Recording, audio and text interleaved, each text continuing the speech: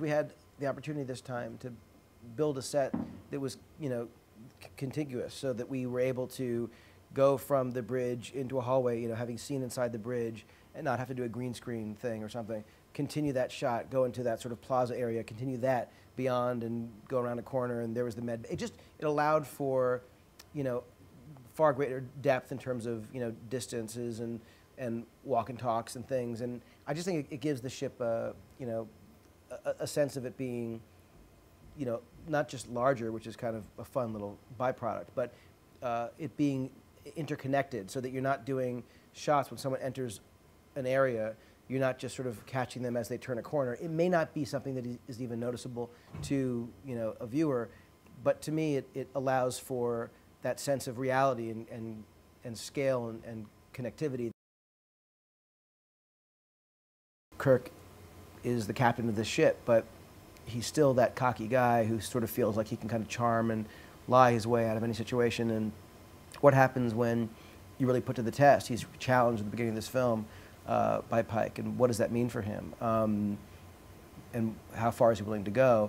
The idea of all these characters at one point or another have their lives on the line, and it was a cool movie to sort of keep all these plates spinning. You've got a lot of characters that you have to be, servicing. And as much as it seems to be, in many ways, Kirk's movie, the secret of this film, not unlike the first movie, is it's just as much Spock's film. And Spock's story, he is friends with this guy, and he's got, his relationship with Uhura, but, what is it like to be a friend? And when you're not completely human, and you've chosen to sort of live in this more logical and less emotional way, how are you a friend? And so as much as Kirk's learning how to really be a captain and earn the chair, Spock is learning how to be a friend. The truth is that the story is a far more nuanced story.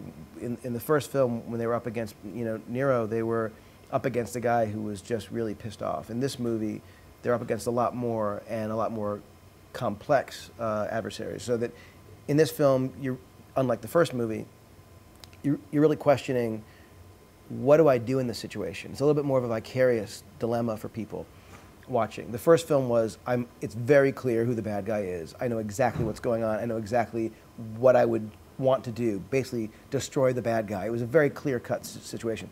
In this movie, there's much more of, I think, a sort of psychological drama going on, or the question of, where does your loyalty lie? Who do you trust?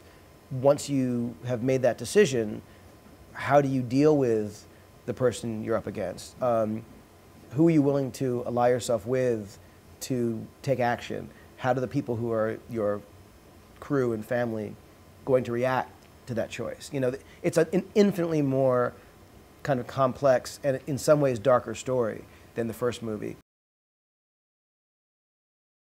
With Benedict, he did exactly the same thing with this character. He came to the table with a whole new attitude, a whole new sort of personality and background and strength. But the thing about this guy is he's such an unbelievably watchable and compelling and powerful actor. And he had a lot to do in this movie. It wasn't just about how he speaks and about his background and where he's from. He had to do a lot of physical acting and fighting and stuff that he had never really done before. To me, the action in this movie, the scale of the movie, is without question, I think, light years beyond what we did in the first movie. It is a far more ambitious movie.